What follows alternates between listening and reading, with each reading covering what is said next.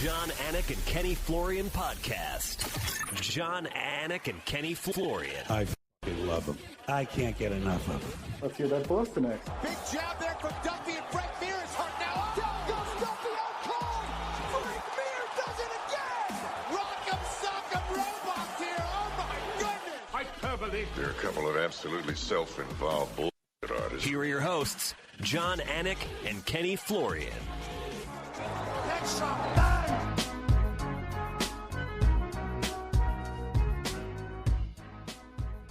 A mere hours after UFC 320, at Miles_Bartley writes at Jon Anik, when do we start saying Ray Longo is the best MMA coach of all time? And all I can tell you today is that he's here off the top of the show and he's at least in the conversation. Raymond, good morning. Congratulations. Another one. What a crazy weekend. Crazy weekend. But, man, who's going to stop this guy at this point, John? So, I mean, I had another one bites the dust right there in the chamber. I thought I was about to call a knockout. My voice hasn't recovered. Thanks to everybody for being here live. If you're with us after the fact, that's fine too. It is episode 570, I think, of the Anik Florian podcast. Today is Monday, October 6th, 2025. Today's episode brought to you by DraftKings. DraftKings, the crown is yours. Ray, the crown is fucking yours once again, right? As Kenny said. So, Merab Dvalishvili, right? It is amazing what this man has accomplished. Amazing all the people who were suggestive to me that there was a time when he wasn't the greatest bantamweight of all time. This man is carving out Mount Rushmore type space. He has no comp in mixed martial arts. I know Kenny agrees with that part of my statement. Congratulations on the third title defense, all of them in 2025. You guys are continuing to do what has never essentially been done before. So congrats. Yeah, no, I mean, listen, congrats to Merab. He's the machine, and man, to see earn every letter of that nickname, man, is just, I don't even know. Even looking at him at the after fight party, 6 o'clock in the morning, the guy's jumping around like a lunatic. And then he's at Aljo's wedding. He told me he slept an hour. He said, that's just, so, I don't know. I mean, it's like I got years on these guys, but I'm telling you, this shit is tough, man. Going out at night and getting up and going to a party in the morning, it's not easy. But yeah, just what a night, a great performance. And me and Kenny were talking before you got on.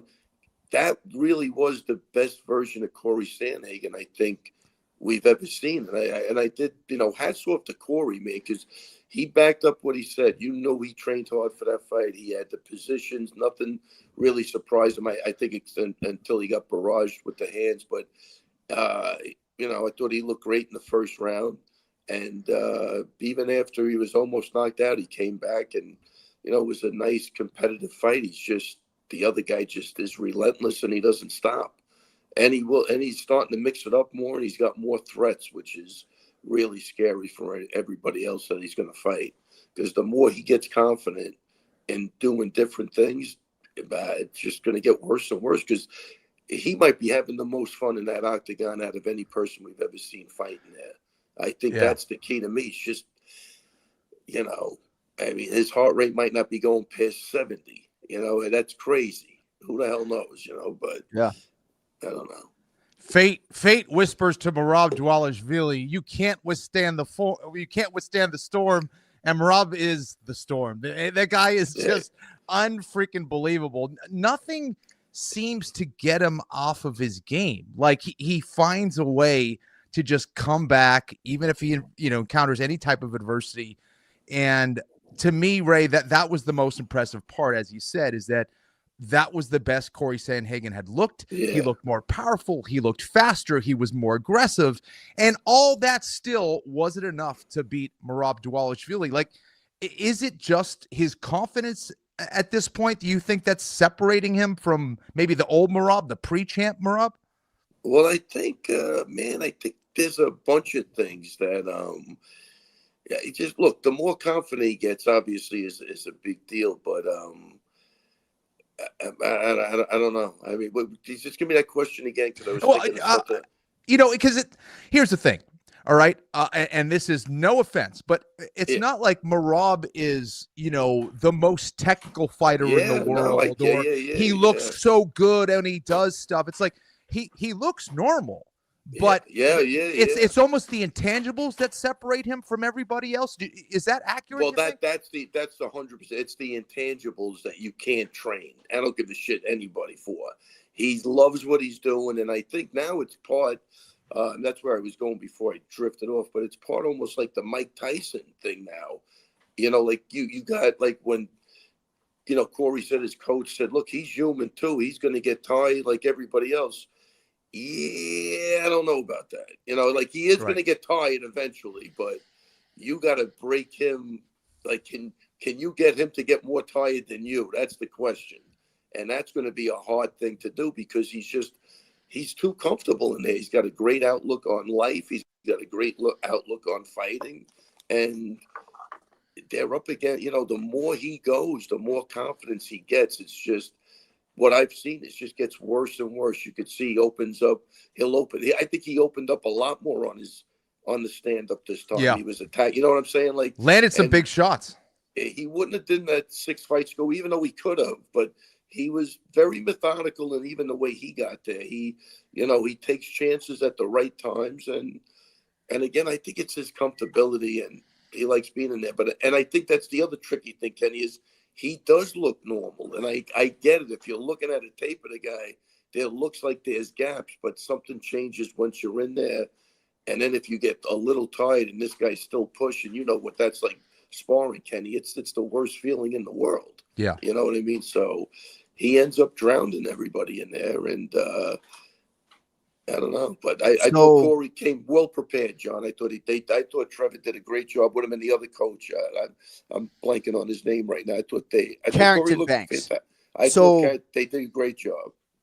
And you knew they would, and I think anyone who is charged with this MMA task, beating Merab Dvalishvili, you have to put in the training camp of a lifetime just as a jumping off point, right? Like just for starters, and then you just sort of hope for the best. I did think Corey Sandhagen won a couple rounds. He was given round 1 by a couple judges. He was given round 4 by another judge. It is neither here nor there. The 10-8 factors prominently in this fight and was really what this fight was built around. I mean, I really thought Merab was, my goodness, 1 strike away in round 2 or a different referee potentially away from knocking Sandhagen out just as he said he was going to do. So, my goodness, man, I really have a hard time putting words together when it comes to what's that noise? Anybody know what that noise is? I was going to let it go. Anyway, I have a hard time putting into words what Merab has done in totality, right? But just in terms of focusing on the right now, Joe Rogan asked him 2 very good questions in the post-fight interview. Number 1, what's it going to take sort of to beat you? And he said, well, anybody in MMA, right? Merab's still a man of humility, right? He's like, anything can happen in MMA. I could certainly get submitted or leg locked or something or knocked out, right? He's not the tapping type, as we know, but anything can happen in mixed martial arts. But then Joe also asked him, guys, and Kenny, feel free to chime in, who? Fucking who? Umar Nurmagomedov, yes, but Ray, who? I don't know. Who? You tell me. I don't know. So Mario really Bautista has a lot of skills. I don't know how the matchup is for him. I'm not an MMA analyst, right? He's won 8 in a row, and if he beats Umar Nurmagomedov, he would be about as undeniable as it gets. Of course, the word undeniable doesn't necessarily mean a whole lot because I'm not sure that Lerone Murphy's getting a championship opportunity, and there's a lot of factors. But, Ray? Who do you think is going to be next in December? Petr Yan? Well, when is the Umar fight? Umar's fighting here in 3 weeks. Wheels up to Abu Dhabi. Yeah, so look, the winner of that fight, I would say, that's not going to time out.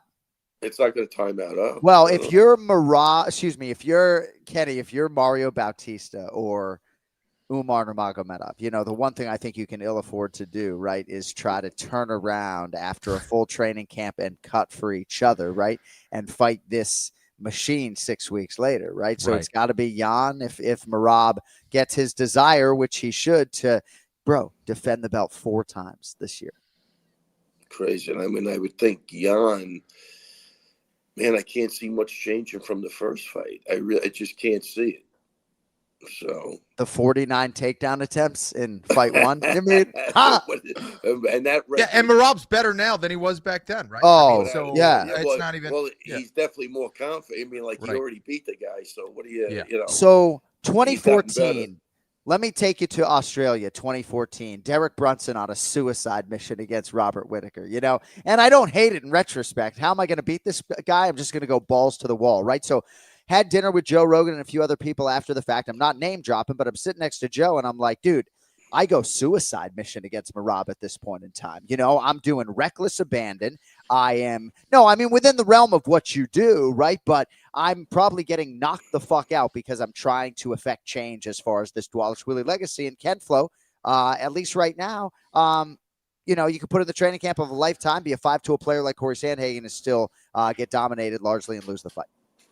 Yeah, I mean, it's really impressive when you get the best Corey Sandhagen ever. I don't think he could have fought a better fight given his skill set and experience, and he still lost.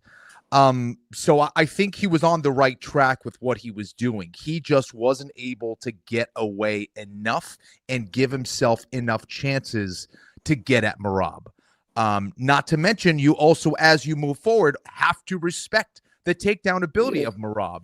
And I think in some ways you're right, John, in that if you kind of go balls to the wall and you throw a bunch of stuff and see what sticks, I think you raise the percentage level of you stopping someone like a Merab Dvalishvili by being as unorthodox as he is, just throwing a bunch of spinning shit or whatever it is, flying knees again and again and again.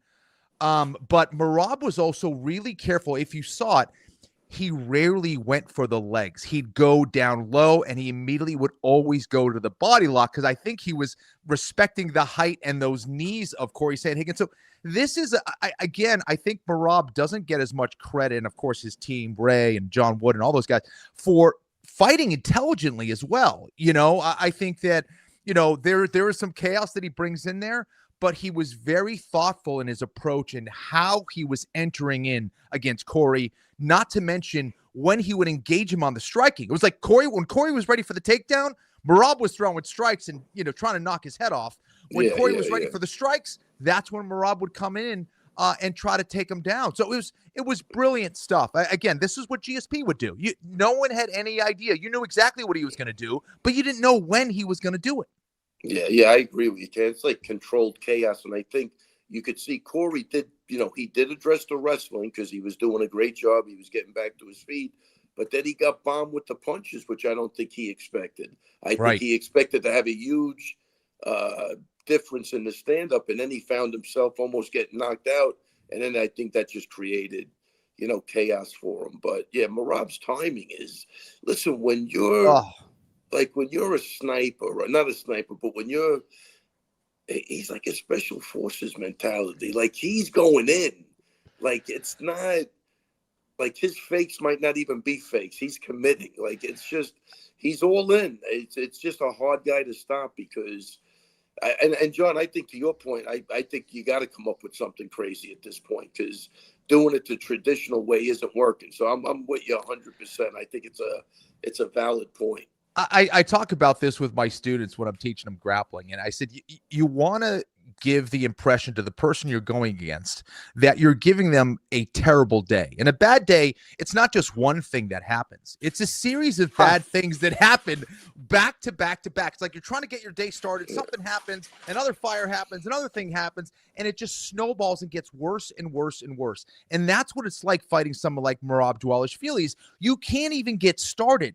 So it just becomes that much more frustrating. And Corey had his moments, but there weren't enough of them to where he kind of builds his confidence and feels comfortable.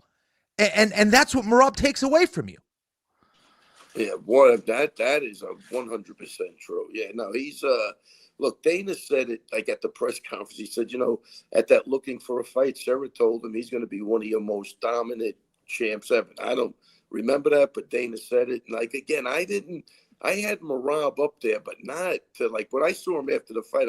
I look at him, we just start laughing. I go, what the fuck am I looking at? Like the guy is unstoppable, and I don't see anybody that was a big fight with Sandhagen to me. Oh, yeah. You know what I mean? And I'm watching the guy. He's unmarked. He's ready to go. I mean, whether he's in the gym or not tomorrow, he'll be running. He'll be doing something. So that's the scary part.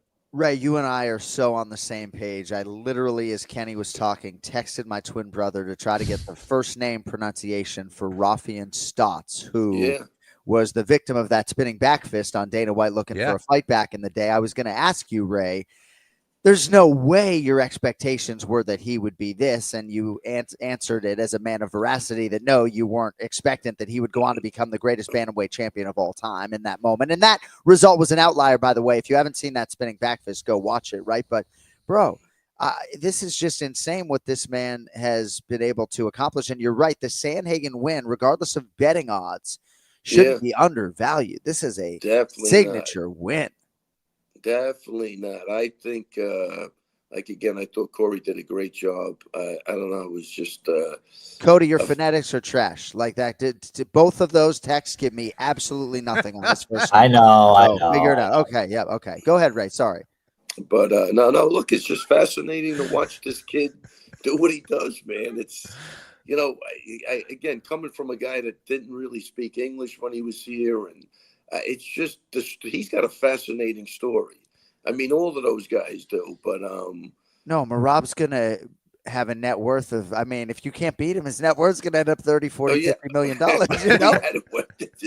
Dude, he might make that in the next year. I mean, the guy's just he's not I stop. said on the air, right? And I don't know if artificial intelligence, something I haven't leaned into, could have gotten us this answer in the moment, but within a calendar year in the modern era, has any fighter successfully defended their belt 4 times in a calendar year? Right now, I know Merab Dvalishvili doesn't have and we will get to Alex Poatan Pereira. Thanks to everybody being with us here on the Anik and Florian podcast. But Dominic Cruz talked about his 2016, right? Dillashaw, Faber, Garbrandt biting off way more than he could chew with those 3 championship training camps, And this dude could do 7.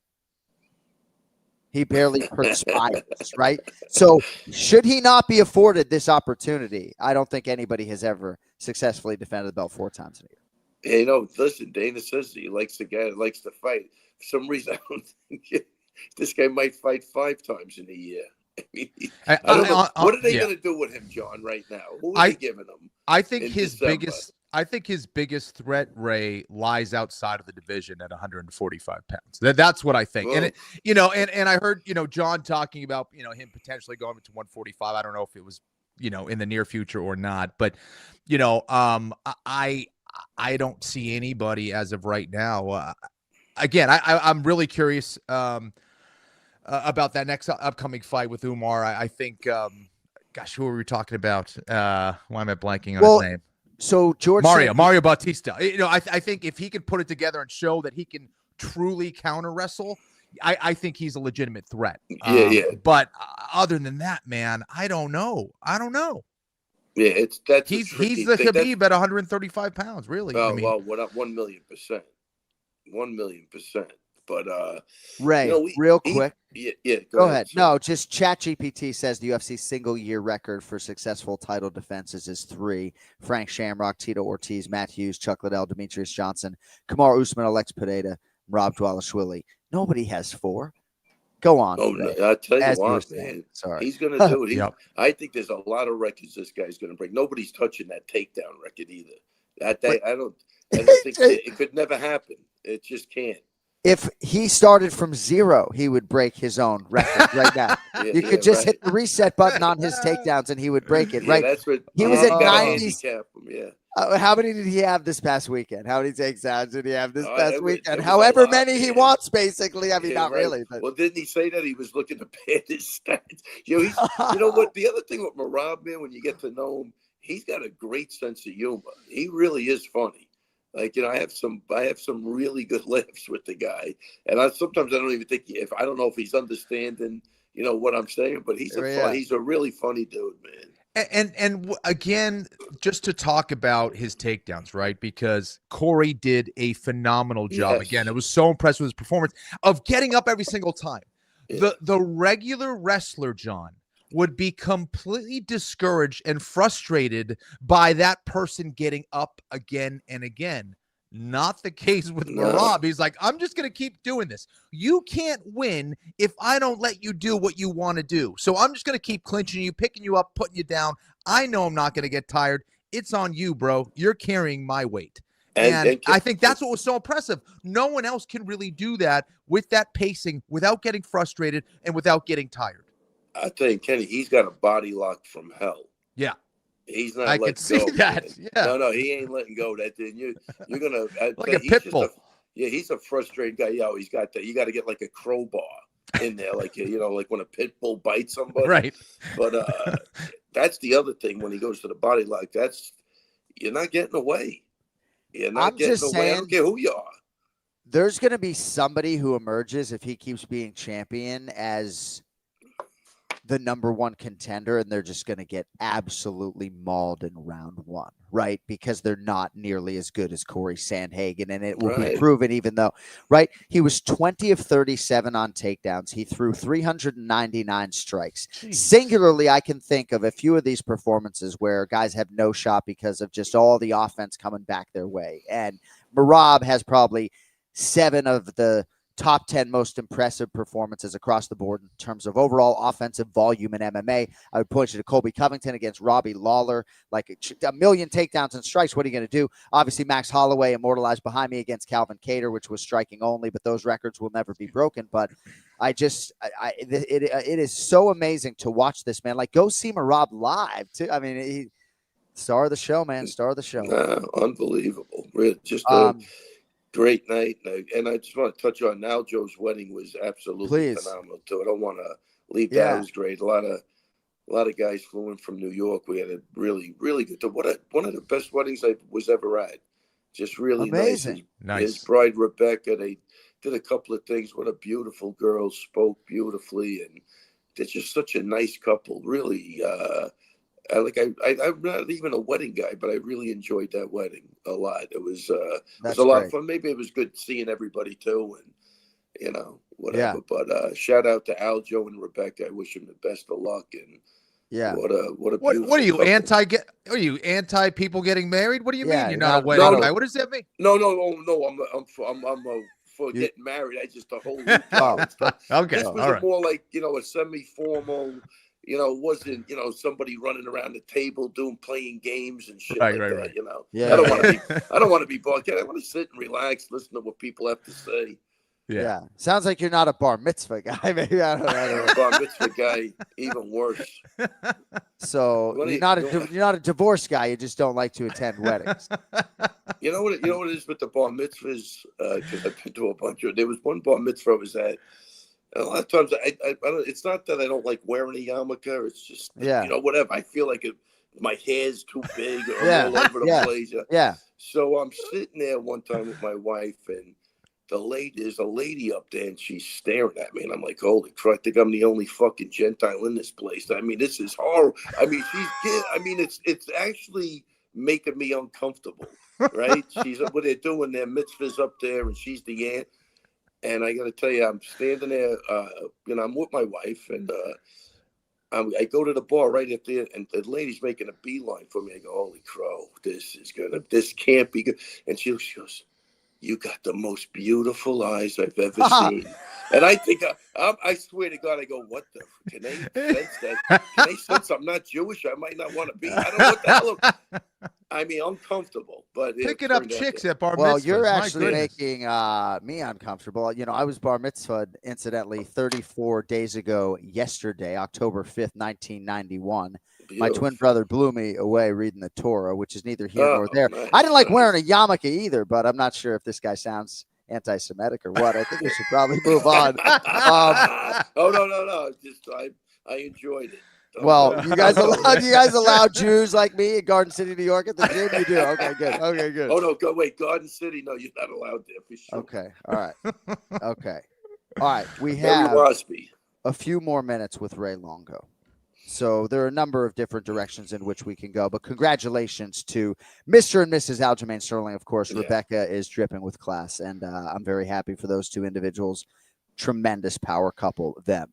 I don't know if you want to talk about Alex Pereira or the overall night or any wedding highlights. I mean, what were you drinking at the wedding? I think people would rather probably hear you talk about the wedding escapades and the MMA star power that might have been there doing silly things as opposed to Poatan, but whatever you want to talk about. No. The wedding was good. No, everybody had a good time. But no, we can go to Pereira because I think that was absolutely phenomenal. This guy, again, I love the guys that back up what they say because that was the problem. And I think Kenny said it last week.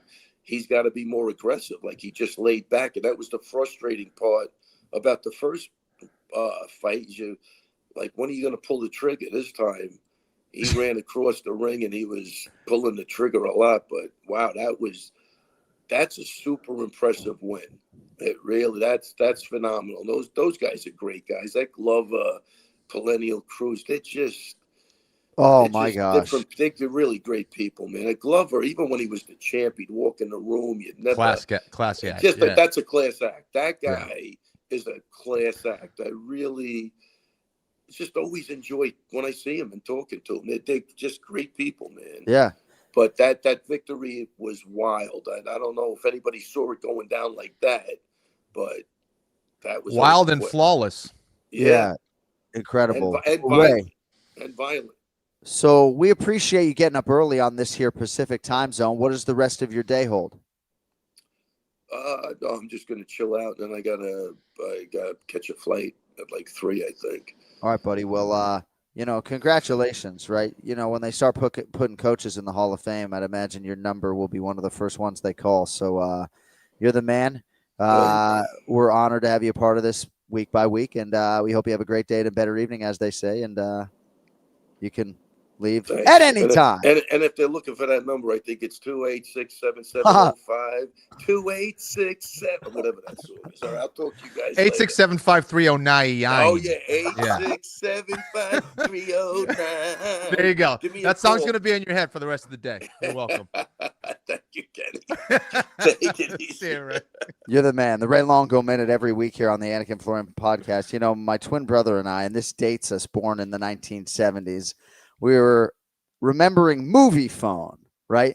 Now you can just go online, but we went down a little bit of a rabbit hole amidst the UFC 320 preparation. Welcome to Movie Phone, your what, where, and when guide to the movies, right? Yep. If you know the name of the movie you'd like to see, press 1. I mean, some of the kids listening to this are like, what? We literally had to listen to like a 20-minute message to find out what movie we wanted to see. It's crazy. For a list of theaters showing your movie selection, press 2. Enter now. I mean, my gosh. All right. Headlines brought to you by Cuervo. Now's a good time to enjoy the tequila that invented tequila. I love Ray Longo. He did sabotage the rundown a little bit today. He comes on whenever he darn well pleases, right? But we intended to do 30 minutes before his arrival on Alex Poatan Pereira at the 1 minute and 20-second mark of round 1. Poatan, make sure that this rivalry does not have a trilogy, Kenny. I am dying to hear, other than sort of some of the religious stuff, what Magomed Ankalaev really thinks from a competitive standpoint about what the fuck just happened Saturday night. But Poatan, man, again, is the champ. Yeah, it was a Brazilian tank that came out of nowhere, and he made himself known from the very second of that fight. He let Ankalaev know this is a different beast that you're in the cage with. And, a lot of fighters have had legitimate excuses, okay? And Poatan, it didn't come from his mouth, but we heard from some other people. Maybe it did come from Alex, but we heard from a lot of other people prior to Alex saying anything that he had a hurt hand, that he had norovirus. I've had norovirus. I traveled to Abu Dhabi with norovirus. It is miserable. It is horrible. I can't imagine fighting with it because I have. And he let everybody know that those excuses were absolutely legit. Whether that had to do with his preparation or lack thereof, or being too busy and traveling around, whatever it is, he put all of that to rest, John, and he went out there, wanted to make a statement. And when you want to make a statement, you have to be careful to not force certain things and come out looking like a clown, right? Because you're just putting it all out there. Pereira went and did that and came out looking like a hero, man. What a performance. There's nothing I can point to in Ankalaev and what he did that you could say, well, at least you can take this away from it. It was all Poatan the whole time. Wake up, wake up. It's the first of the month, right? Like, wake up, Magomed, right? With all due respect, Dominic Cruz would talk about during COVID how if he had a bad warm-up, he would run out and there'd be no crowd, whereas in a pre-COVID climate, he might have a bad warm-up in the back, but then there's 20,000 people screaming at you and you are absolutely juiced, right? You're right. From second one, Poatan not just took the center of the octagon, he took 75% of the octagon and immediately took the initiative. His intentions were clear. And so if you're Ankalaev, Kenny, and that's why I'm dying to hear what he has to say, you got to wake up. Like, you can't be throwing lazy kicks up against the fence or whatever. The consequences of one strike by this man, just shake his hand. Like, he doesn't even need his kicks. Like, I don't know. I mean, there's so much on both sides of this, but like, I did not expect I felt like Poatan was the livest plus 210 underdog I'd ever seen in my life, but I didn't expect him to win in 80 seconds. Right. No, of course. And, I don't know if there's a more exciting fighter in combat sports when they are locked in than Alex Poatan Pereira, because you could see it in his eyes. You could see it in his body language. Like, it looked like he was going to get shot out of he was going to get shot out of a cannon to start that fight. He was ready to go. And boy, he ran across that octagon, gave Ankalaev no space. And every shot he threw, it wasn't trying to win rounds. He was trying to take Ankalaev's head off. He was there to kill. Make no mistake about that. And when Poatan is in that mindset, he's going to be extremely difficult to beat. And I thought it was just a brilliant approach. I think it threw Ankalaev off because Ankalaev's the kind of guy who he likes to move around, wants to get into a rhythm like a lot of fighters. And Poatan just did not allow it. I'm surprised a fighter on Ankalaev's level, right? I'm not trying to take away from Pereira, was as surprised and shook as he was by that sort of that imminent offense in his face. It was crazy. It was just insane, man. That's one of those fights where I think if you're Ankalaev, you're waking up and you're trying to hope that was just a nightmare, that actually did not happen. You're like, did that really just happen? I didn't even get a chance to do anything. Like, what the hell happened? The right hand certainly could have, had him spinning a little bit, drunk driving, and then the elbows, my goodness, making those strikes count. But my gosh, man, the energy off of Poatan. And again, this man, right? No Zoom meetings for the fighter meetings, always in person, always on time, always thoughtful with his answers. This time he was trying to show us his new headphones that I guess translate right away. I guess they're these fancy new wireless headphones. Yeah, they didn't end up working particularly well, but I asked him a simple question at first so that they could do the interpretation, But gosh, man, I mean, he's dancing at the official weigh-in at 9:02 in the morning. He's doing his fucking dance before the official weigh-in. And I guess that sort of brings us to heavyweight, right? Because this is a man for whom this cut was not difficult. And this is a man who never defended the middleweight title. I know he's not moving back to 185, right? But there is just so much misperception, if that's a word, or misconceptions about Poatan making 85, right? He's dancing, making 205, and there are plenty of light heavyweights who can't dance because they're too big to dance and still make 205. So heavyweight Kenny, Tom Aspinall said he would just shoot in 10 seconds. Dana doesn't seem to be of an competitive nature for Tom Aspinall versus Alex Pereira. Of course, Aspinall has the Cyril Gane business, which is not easy. So what do you think about Poatan's appetite for heavyweight and maybe lack of an appetite for maybe the Carlos Ulberg fight at this point in time? Yeah, I don't think the time is now for him to go to heavyweight. And yes, there's some exciting fights there for sure. He can make a lot of money doing that. But I think if I'm the business owner, if I own the UFC, I want a champion like Alex Pereira sitting pretty at 205 pounds. It was a division that was largely if I'm being honest, dead after, Daniel Cormier retired, really. For a long time, it really wasn't a great division. And with Poatan back, with Roundtree, with Prohaska, with all these other guys back, that division is alive and well. It's the best it's been in a long, long time. And I think when you have this level of energy and competitiveness, you want to keep that going. And I don't know if you want to ruin that at this point. Maybe a little bit later down the line. Yeah. Maybe when Pereira is a little bit closer to retirement. But I still think there's some exciting matchups in the division. But I also acknowledge that there would be some huge fights if he were to go up. Of course, Aspinall being one of them. I agree. I want to see him at 205 pounds, especially just given how easy this cut seemingly was. He was in great shape. And I think there are a lot of indicators that the fight would be Alex Pereira versus Carlos Ulberg. It's a fascinating new striking matchup. It really is. What are you laughing at? I'm laughing at Carlos Ulberg's face and when he was clapping in complete shock at what he just witnessed. It was just like, yay, I get to fight that monster there.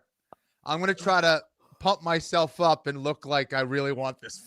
Well, I mean, Jon, I think, honestly, has been training for December 6th and is watching that, being like, all right, we're 8 weeks out. I hope I survive. Yeah. So, so I think we are going to see Alex Pereira at light heavyweight, and hopefully we don't have to wait to see him until the White House card. Knowing him, I think it would probably be January or February. So, but Daniel Cormier brings up an interesting point about strength of schedule. And we all know the UFC in terms of the matchmaking is not a straight meritocracy, nor would the Anik Florian fighting championships be a straight meritocracy. It's just too hard to do in combat sports, right? But Yuri Prochazka has just beaten Jamal Hill and Khalil Roundtree Jr. back to back, and that is probably better than anything Ulberg can bring to the table, even with an 8-fight win streak in terms of strength of schedule. And I don't know if you want to talk about Yuri Prochazka right now, and I can just keep saying, let's go for that in my Czech accent, and I can go get the headband that he gave me, Oh, let's go awesome. for that. Hey, Yuri, you want to fight for the title? Let's go for that. Let's go for that. Hey, Yuri, you want to fight Carlos Ulberg? Let's go for that. Let's go for that. Kenny, so it's just crazy, right? Because if you're Carlos Ulberg, this is just like, you're so excited to be octagon side for this night, right? And then you watch Yuri do that and actually make it so that this conversation is now a two-headed monster, which he did. Breaking news, he fucking did. And then Pereira goes out and does that. So what do you have for us on Prochazka and the whole picture? Yeah, it's crazy, right? How fast things can change in the sport, even based off an amazing performance in Carlos Ulberg and his win over Dominic Reyes. But, and I'm exaggerating, of course. I'm sure Carlos Ulberg is pumped up to potentially fight one of those guys, Prochazka or Pereira. But, man, I don't know. Obviously, Prochazka is a huge star and continues to become a brighter star with each and every performance. Even in his losses, it's like, man, if I'm the UFC, I am so excited to put Prochazka on a pay-per-view card because he's going to deliver every single time out. He knows no other way to fight but to fight in an exciting offensive manner. So he's a promoter's dream. He's so unique. He's so authentic. He's so different than anything else. I love it. The problem is, of course, is that he's lost to Pereira not once but twice, right? So it's like, what do we do? I think if there's one guy who would deserve a third shot, it would be a Prochazka. Does that put him in front of someone like a Carlos Ulberg at this point? I don't know. I think you probably want a fresh perspective. Did I mention? Did I mess something up? Sorry. No, you're exactly right. I was just going to say, yes, the Anik Florian fighting championships would be giving Carlos Ulberg the title shot because Yuri Prochazka has the 2 head-to-head losses against Alex Pereira, right? Khalil Roundtree Jr. was hopeful if he had won that Alex Pereira would win because a rematch between those two guys would have made a lot of sense given their first fight last year. Yeah. For Yuri Prochazka, the Magomed Ankalaev win would have been enormous for his candidacy because that would have been a fresh matchup. And just given Yuri is just Ulberg has an competitive nation behind him. He is tremendous. Yuri Prochazka just has this resonation with fans that so there was a line. I wonder if I can it was from Tom Feely, SureDog.com. I tried to articulate it on Yuri Prochazka's walk, but I don't know if I got it out there in totality. But basically, like former Czech soccer hooligans who subscribe to the Bushido code are not exactly in great supply. Like I went to the gym, shout out Hydrogen Fitness here, Greenwich, Connecticut, before UFC 320. And this kid, Dylan, who parks my motor vehicle, free valet parking over there, by the way, amongst other things, steam room, sauna, and everything else, But nice. He's like, hey, Yuri's fighting this weekend. There are 2 title fights, and he's like, hey, Yuri's fighting this weekend. So that's part of it, too. But yes, you and I would be giving Ulberg the championship opportunity. But, dude, this Yuri Prochazka, I think he might have became my favorite fighter this weekend. He gave me one of those headbands, and it says, let's go for that. I mean... Yup, that's what it says. Dude, your accent's very good, by the way. That is awesome. No, I mean, the guy, he's so damn unique. Like, I'm so intrigued. Anytime the camera's on Prochazka, I'm just staring at the dude, see what he's gonna do.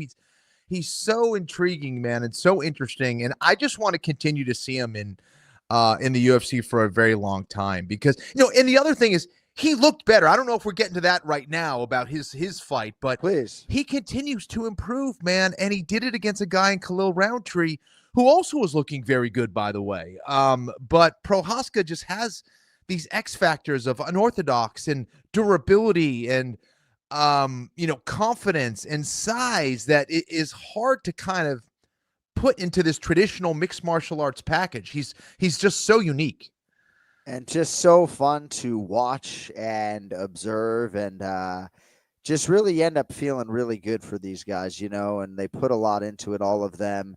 Thrill and agony, of course, for Khalil Roundtree Jr., Kenny, right? I mean, it's back to the drawing board, and he's got the best coach in the business, John Wood, to sort of take him to that drawing board. But, you got to put the finishing touches on this win by any means necessary. And I think there's a lot I just don't think he thought that he'd be able to learn quite as much. He learned so much from the Pereira fight and then the Jamal Hill fight, 44 minutes and 23 seconds of octagon time over his last 2 fights. I don't think he expects to do as much learning, unfortunately, as he's going to have to do it from this fight.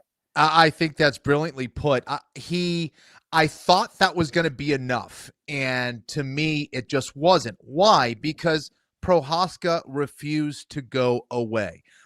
Those other shots, those other combinations that Roundtree has landed in the past would have knocked out most normal men. The problem is Prochazka is not most normal men. And I think that frustrated and confused Khalil Roundtree to the point where he actually, instead of going back to his fundamentals, he started getting more excited and said, well, you know what? I'm going to throw this next shot harder. I'm going to throw this next combination and really try to take his head off. And he kept trying to do that. And Prochazka was sticking around. I think it freaked him out. I think he got tired in that process. Yeah. And I don't know. I don't know if he was able to keep his emotions in check the way I thought he was based on his experience. But again, Prochazka, man, Yuri is going to Yuri. Yeah, dude, that's a good way to put it. And it seems like your comments always sort of dovetail with certain things from the fighter meetings. Twice in our fighter meeting, Roundtree Jr., and he's super thoughtful in terms of the fight IQ and everything else, but he said, there's a bomb in there in terms of a strike that he was going to land. And I do think, you got a little bit too happy in that regard, and fatigue will make cowards of us all, to be sure.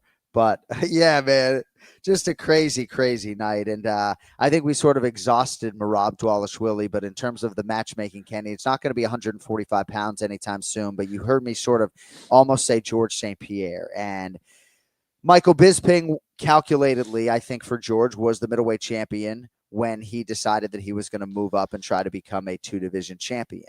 When people say to me, for Merab, well, it depends on who's the featherweight champion. For me, with respect to Alexander Volkanovski, who weighed 214 pounds as a warilla gorilla, when it comes to Merab, I just don't think that it matters who the featherweight champion is. I think on any given Saturday night, he could give Ilia Topuria is the lightweight champion, right? And he and Merab are, tighter than they're tight. Yes. So, that's obviously not going to be a fight but do you think that like Merab is some sort of picnic for the lightweight champion right now? He's not. No. I think that just based on his pacing, his speed, his conditioning, his durability, all that stuff makes him a nightmare no matter what. I don't think a whole lot of guys are prepared for that. Not to mention, you look at the 135-pound division, it is the best it's ever been. And I know I just said that about other divisions, but like the 135-pound division, it's close to being the best. When I'm looking at the skill level of the fighters, the high level skill level of the fighters, like 135, it's number one or number two for me. And you know how biased I am towards 155 pounds. But when you have a dominant champion at 135, John, yeah, I'm going to give him a shot against a lot of people. So Umar Nurmagomedov is not going to be next unless the title fight happens on the challenger's timeline, because Merab wants to fight. Yeah. And I don't know, right? I think they probably internally wouldn't mind holding him out for the Paramount Plus deal next year, right? Mm-hmm. Ilya Topuria had said after his win over Charles, maybe I'll fight in December, but it seems like he's probably going to be held out until next year. So I don't know exactly what would happen. As amazing as the bantamweight division is, there isn't necessarily a super obvious number one contender. Perhaps Mario Bautista would be that guy, but you're not going to I guess they would probably make him turn around and fight Merab in 8 weeks. We just have to see what happens in 3 weeks in Abu Dhabi. But I do think in terms of Dvalishvili at 45, it's not going to happen anytime soon. Mm-hmm. But as much as there would be a size discrepancy in terms of maybe overall thickness with Volkanovski, I think that that fight would be pretty competitive. Do you think that Volk Dvalishvili is a non-competitive fight, Kenny? No, I think it's competitive for sure. I think that's where Merab would run into some trouble when you get a guy who is maybe around the same height, but maybe twice as thick as you. That's where it could be a little bit more challenging, right? I mean, there's weight classes for a reason. Yeah. And I think Volk's experience and his skills he'd be the biggest challenge, I think, right now that I can think of being that challenge for someone like Merab. I think, and Merab's not okay. He's not a small 135 pounder at all, right? He definitely has to cut some serious weight, but I think his bone structure, all that, I think he's perfect for 135. But I do think it would be competitive against someone like Volk for sure. I think Merab's that good. There's no question about it. His right-hand man, the newlywed Aljamain Sterling, is a prominent featherweight contender right now, it or not, for some fans, right? So he's not going to move to 145 pounds anytime soon. Mm-hmm. But a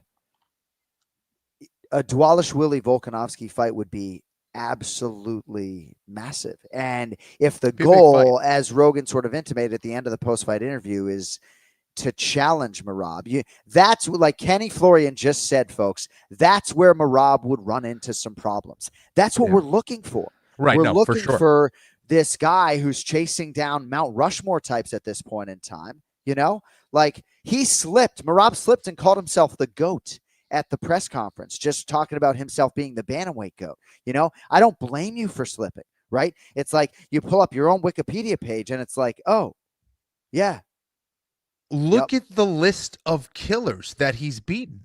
This isn't just any names. These are some of the most impressive mixed martial artists on the planet. And based on what they've done in their careers and based on their skills, Merab's just different, man. It is amazing to see what he's accomplished since his first fight in UFC to where he's at now. Yeah. It's just such an amazing story and should inspire so many other mixed martial artists that are trying to get into the UFC, that are currently in the UFC.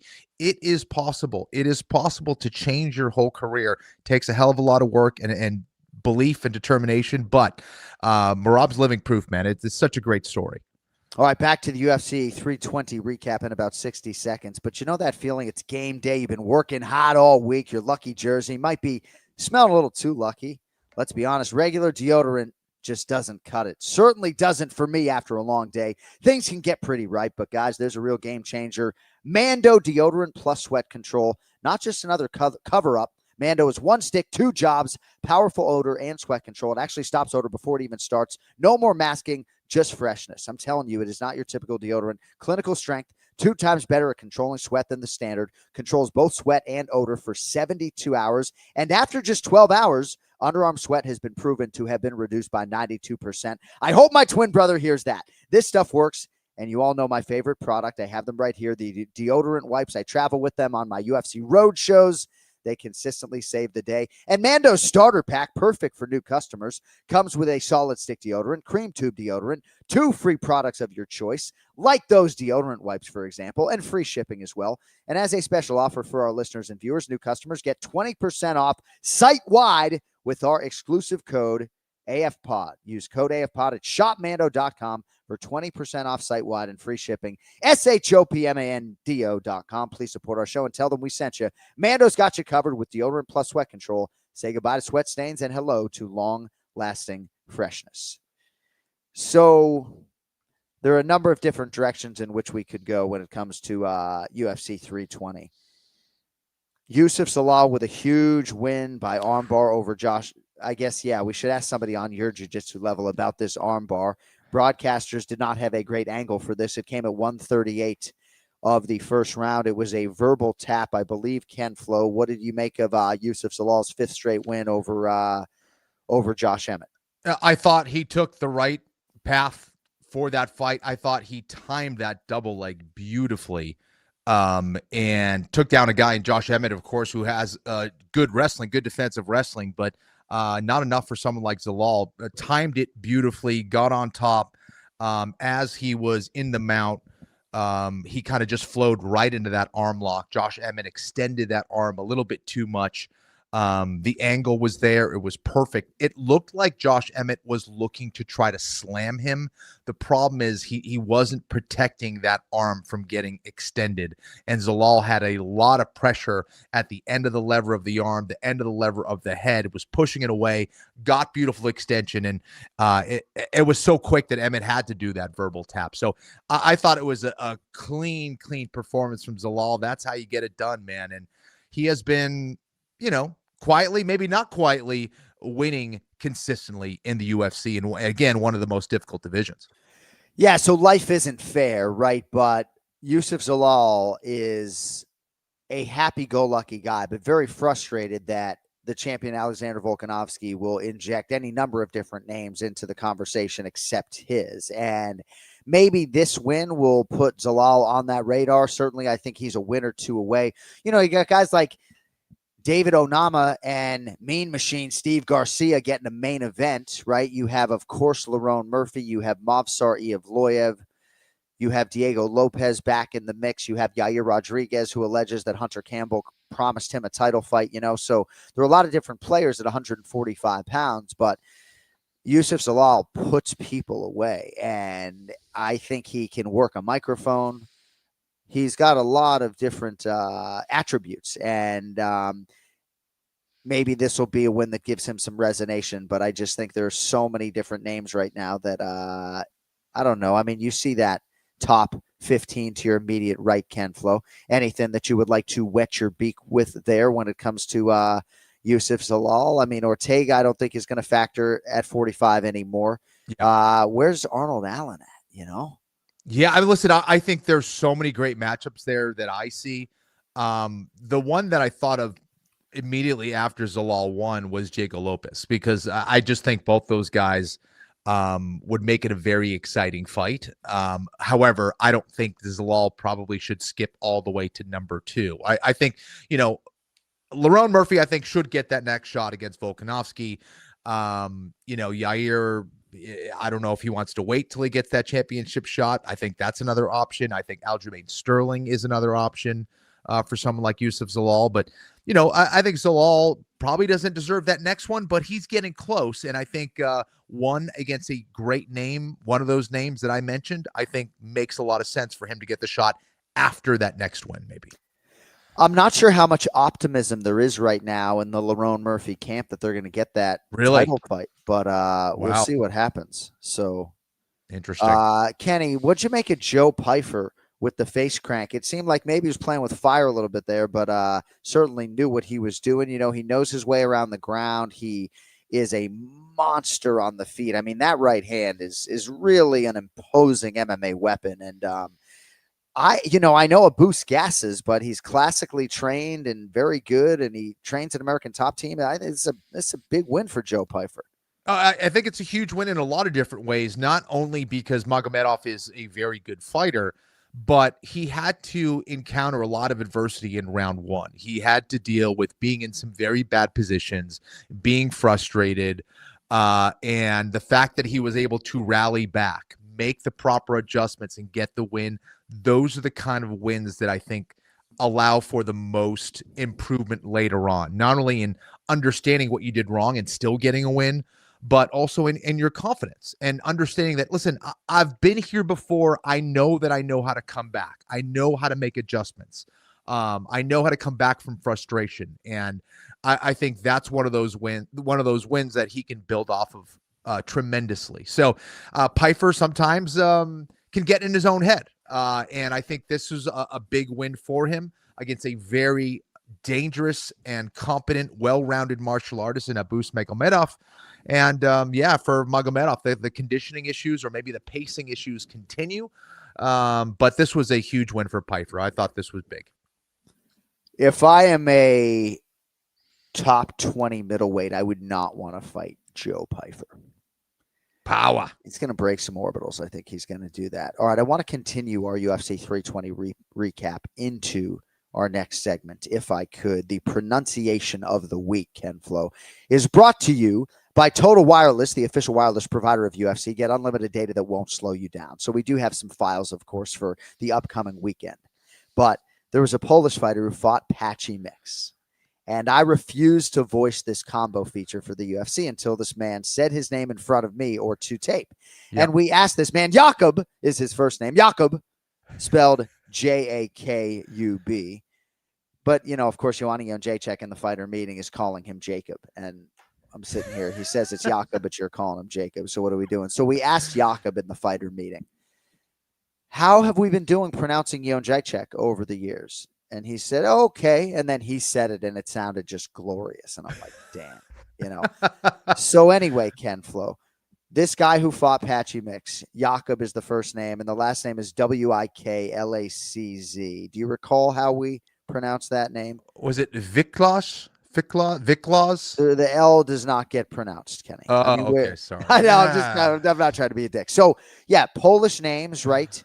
Anthony Lionheart Smith and I were talking about this. Americans, we almost can't even form our mouths the way you need to say this, right? But yeah, I specialize in the Romance languages, John, not in the Eastern European. Sorry, right. Yeah. So it's Jakub Vikwacz. If you're sort of Americanizing it, it's like Vic, like Michael Vick, but Vikwacz, Jakub Vikwacz. So Vikwacz.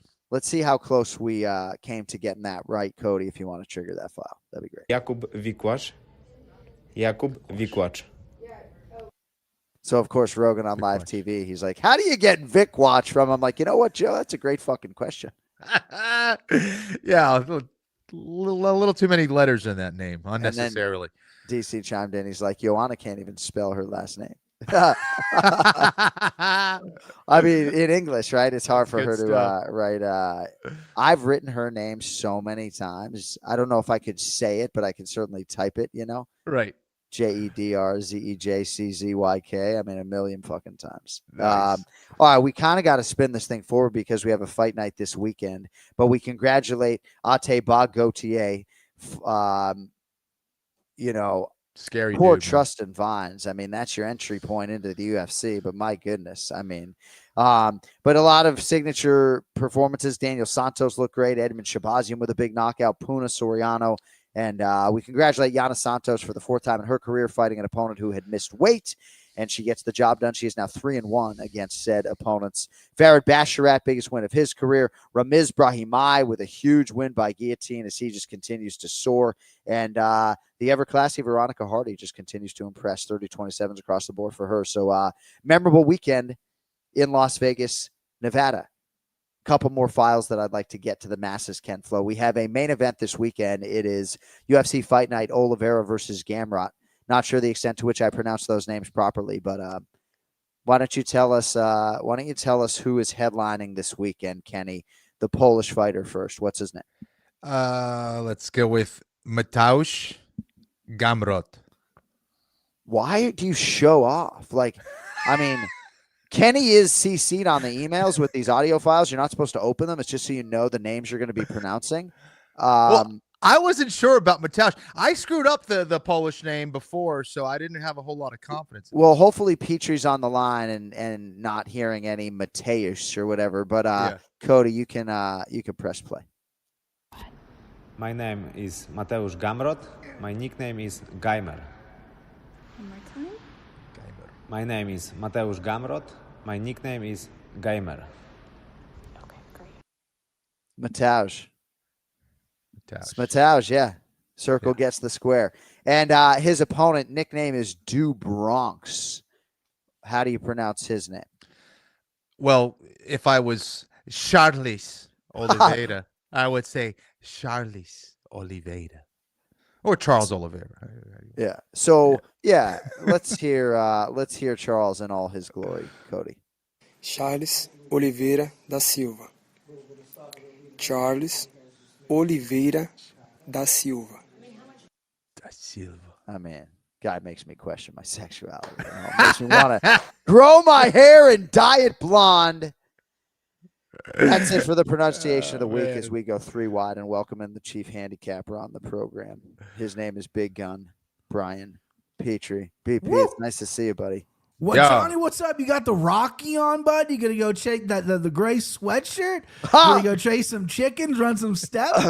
This is actually my $160 gray Allo sweatshirt, right? So about a year ago, Jon Anik Enterprises bought an Allo sweatshirt for Boston Anik, right? Sure. But I don't buy myself $160 sweatshirts unless a year later I try it on and it's the single most comfortable piece of clothing I've ever put on my hairy back, in which case I purchase it. So looking good, man. Dude, thank you. Yeah, but a Rocky sweatshirt is not. It's fucking Allo yoke sweatshirt. We get that sponsorship, Allo. Hey, Allo, you guys like MMA announcers or no? They like Joe Burrow. Joe Burrow's got a whole line with them. I've delivered crates to his house. Wow. Oh, yeah.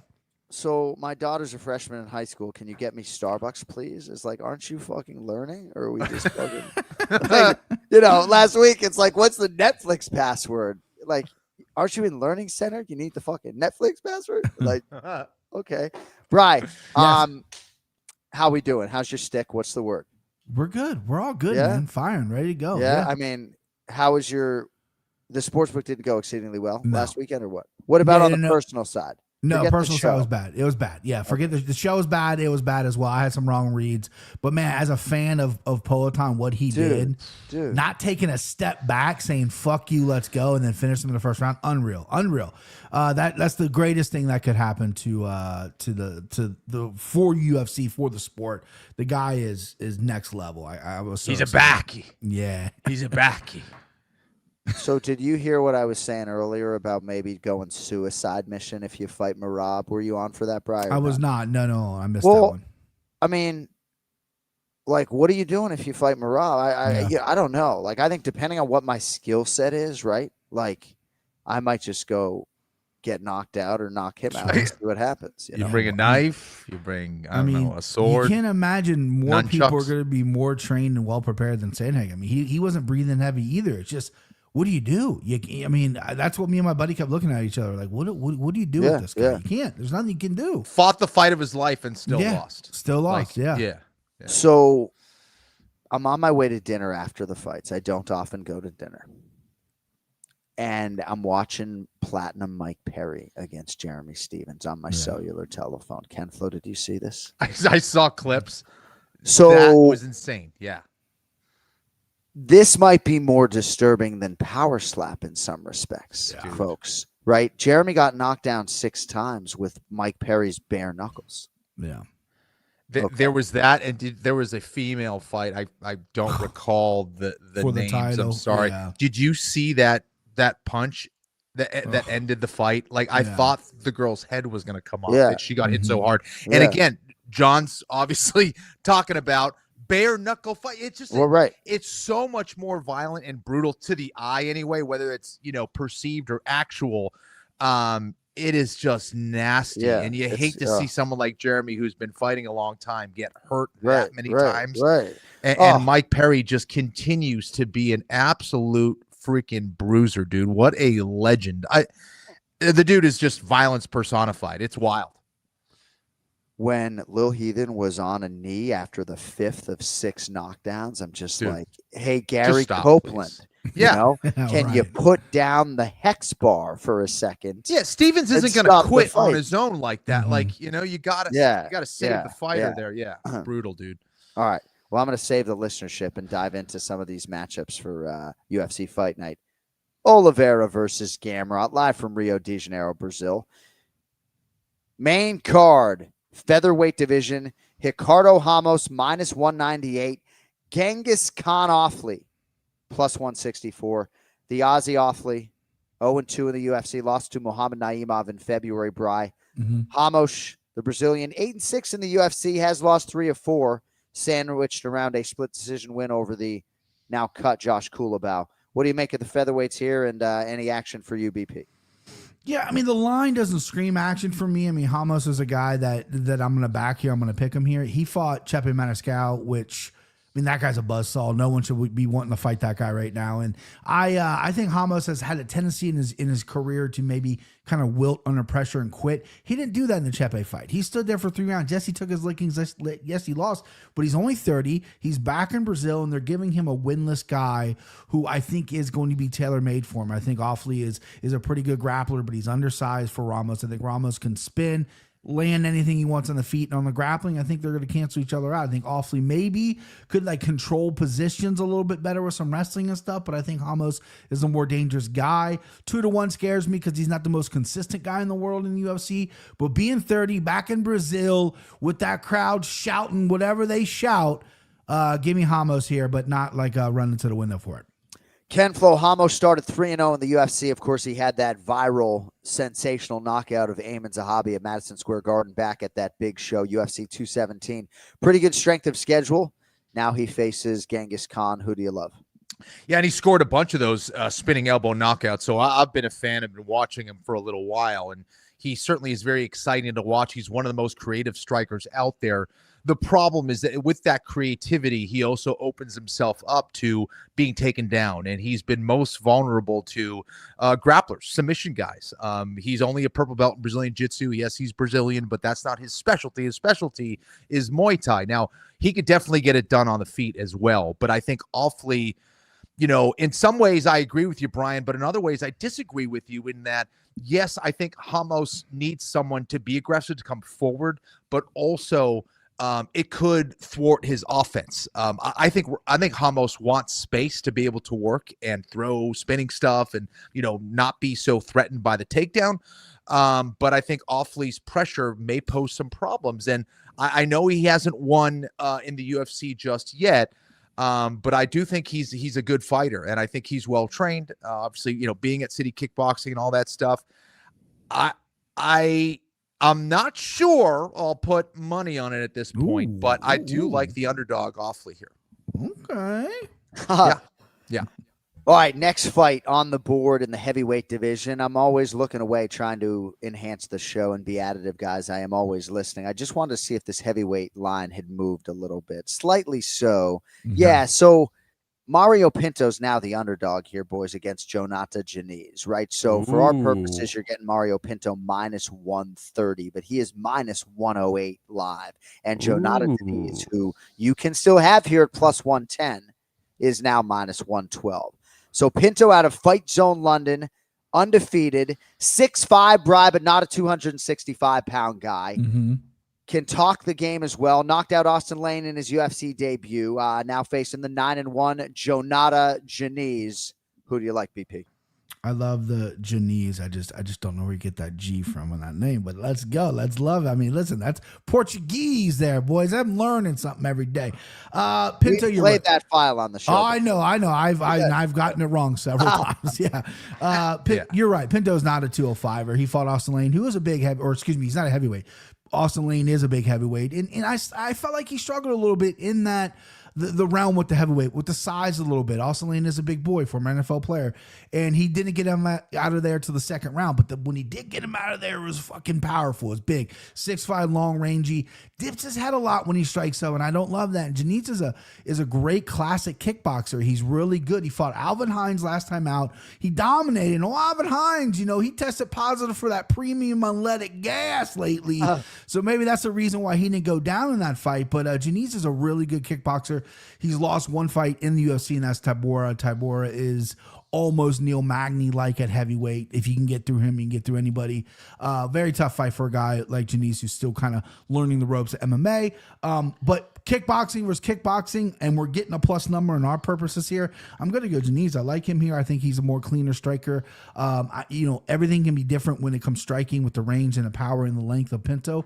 But Janitz is not a small guy. He's 6'4". He's a big dude as well. So give me Janitz, though, probably by decision, but maybe let's go play knockout for some funsies. Kenny, there have been a lot of heavyweights that have sort of disappointed over the years, and hopefully, at least in this matchup, we get one really good one. Do you like Mario Pinto or the Brazilian? Jonathan. Yeah. Jonathan. Kind of sounds Jonathan. Like a Jonathan. So it's interesting that you brought up the fact that Pinto is now the underdog. To me, that changes things. I think that gives Pinto even more value. I think when you're looking at two heavyweight strikers, not that it happens all the time, but for me, many times the defining factor between who's going to win, who's going to lose is going to be the athleticism factor or whatever physicality in some way. I think both are very dangerous kickboxers here, but I think Pinto's the more athletic guy. Now, Denise is thicker. He's kind of more built like a tank, but I think Pinto's more mobile. I think he's faster, and for that reason, I give him the better shot when they do trade. But, of course, it's heavyweights. Anything can happen. But give me Mario Pinto. All right, next up, boys, at welterweight, Spain's Joel Alvarez is back. He's minus 425 against the Brazilian-American Vicente Luque, who is the plus 330 dog. So Alvarez withdrew from a scheduled lightweight fight in May in Montreal against Benoit Saint-Denis, now moving up to 170.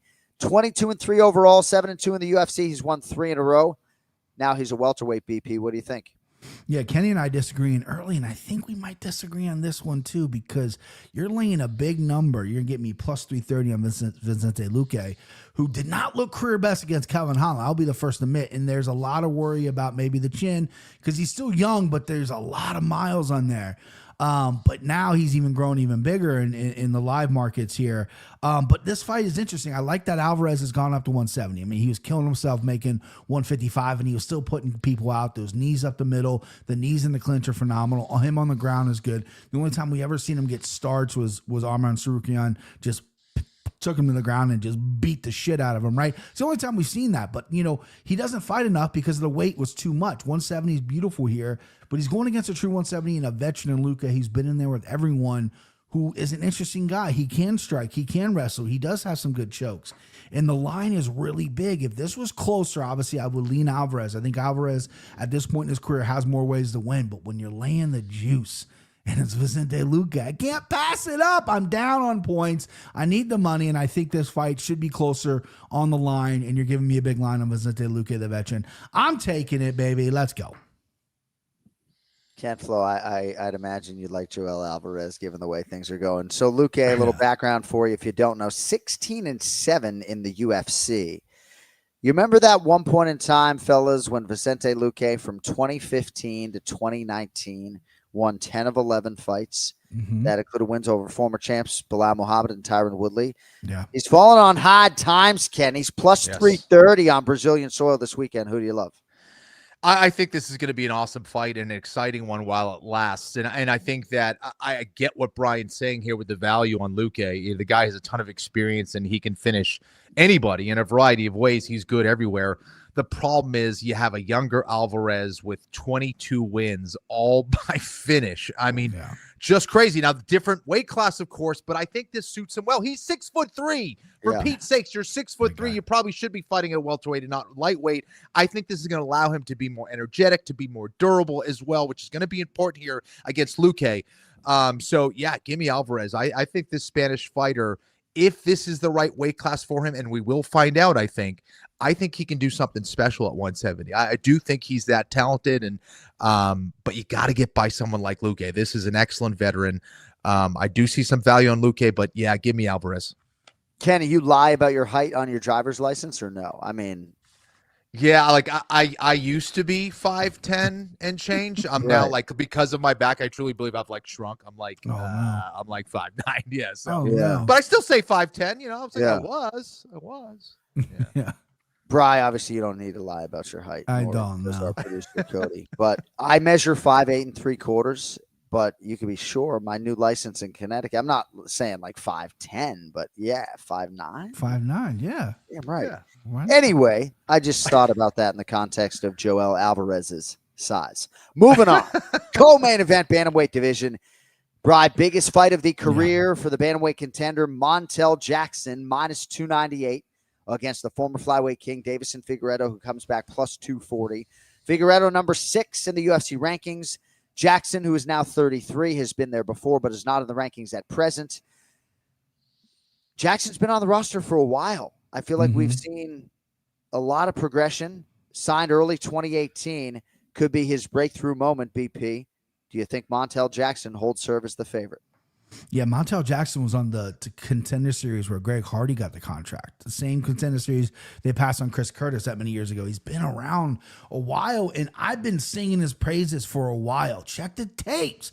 Check the records. Pull the receipts. I've liked this guy for a long time, and my biggest complaint was he just fights once a year, and then he disappears. Has a good win, then he disappears. He shows these great new skills, and he disappears. This will be his second fight this year. He fought back in May.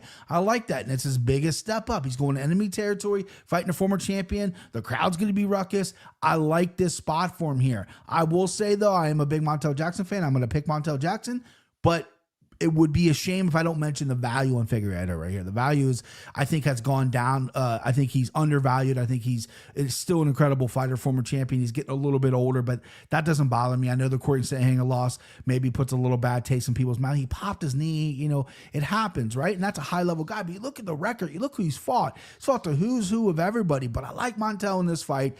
I like his size. I like his striking. I think he mixes things up really, really well.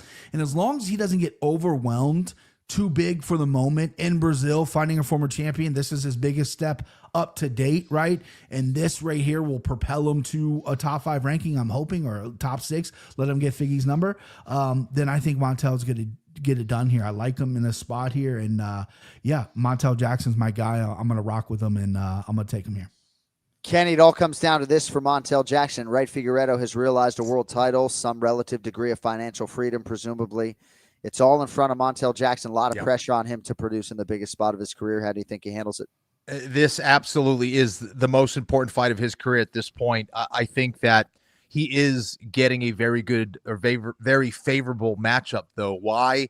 I think Davison Figueiredo, he can strike and he's got some power, but it seems like he's leaned more on his grappling as of late, and I don't think he's going to have the wrestling chops to take someone down like Montel Jackson. And Jackson, I remember Figueiredo fought at flyweight, and he's not going to be the biggest 135-pounder in the world. Jackson is big, he's strong, he's lanky, he's got a lot of physical advantages heading into this, where Davison Figueiredo typically has some of those athletic traits and those athletic advantages. He's not going to have those here. And for me, I think this is a bad matchup for the Brazilian, unfortunately. As good as he is and as much as I love seeing him fight, I think this is Jackson's fight to lose. I think he can win this by knockout. I don't think maybe by submission, but I do think he could be poised to look very good here and maybe get a stoppage win. But this is the fight, whether we see whether he truly is the lead or not. I think we'll find out that he is. Montel Jackson has bigger hands than Francis Ngannou. Yeah, it's crazy. All right, main event, Rio de Janeiro, Brazil. Lightweight contenders, 8th ranked Mateusz Gamrot is the favorite, -118. Number 4, Charles Oliveira is -102. So Rafael Fiziev out Ken Flo stylistically. The dissimilar Mateusz Gamrot is in. Do Bronx, the former decorated undisputed lightweight champion, 23-11 with a no contest in the UFC. He has spent nearly half his life in the promotion. He was knocked out by Ilia Topuria on June 28th, Kenny, and here he spins it forward 105 days later, not against the striker Fiziev, but against the grappler Mateusz Gamrot. Who do you have in the main event? Kenny, lead us off if you would. Well, I was certainly concerned for the last fight because Fiziev is another guy who can put your lights out. And Oliveira coming off that loss against Topuria, being knocked out very badly, I was concerned with him going against 2 knockout artists back-to-back. So I like this matchup in that way. However, Gamrot is absolutely a threat when it comes to takedown and control, and those are the kind of guys that have traditionally given Oliveira trouble. For Gamrot, he's very good at utilizing his striking to get to clinches, putting you on your back, controlling you, and winning rounds. Oliveira has a ton of experience. Now, that could be good and bad. Does he have too much experience where now, too many miles have accrued and, the engine needs a replacement? I don't know. I think Oliveira still has the skills, however. He is extremely dangerous on the feet. I think he can knock out Gamrot on the feet. I also think he could submit Gamrot on the ground. I think he's that good, especially if he's able to get top position in some way, off of a transition, off of perhaps a sprawl or something. But I think his knees, his overall striking weapons makes him a legitimate threat, and Gamrot's going to have to be careful.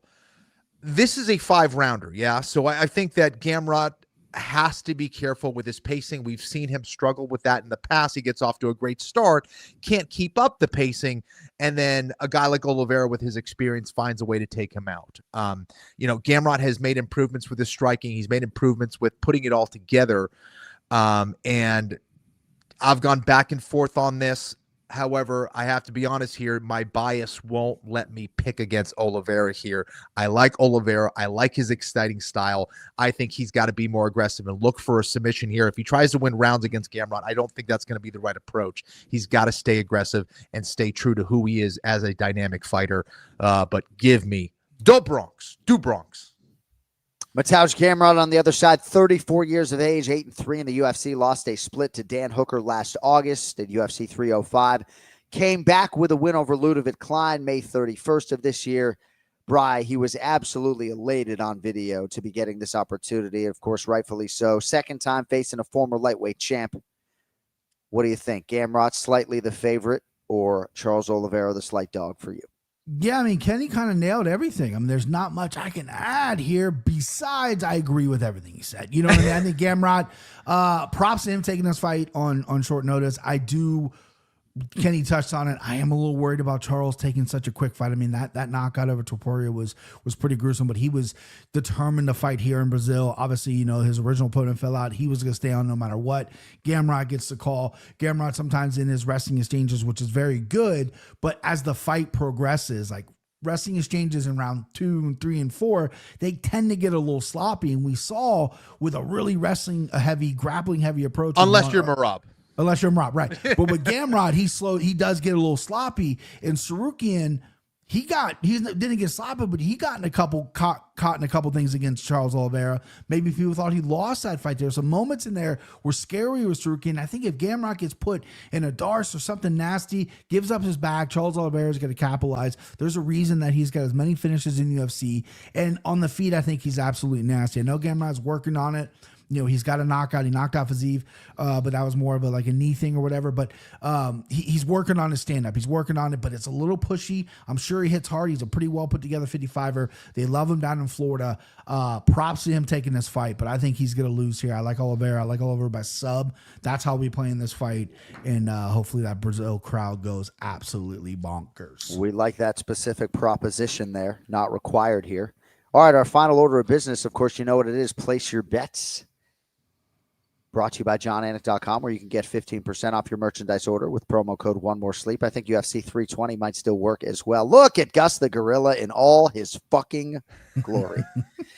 So, forgettable week for Mr. Petrie, 0-4 minus 3K. Certainly had to feel good at times about your Roundtree Jr. wager.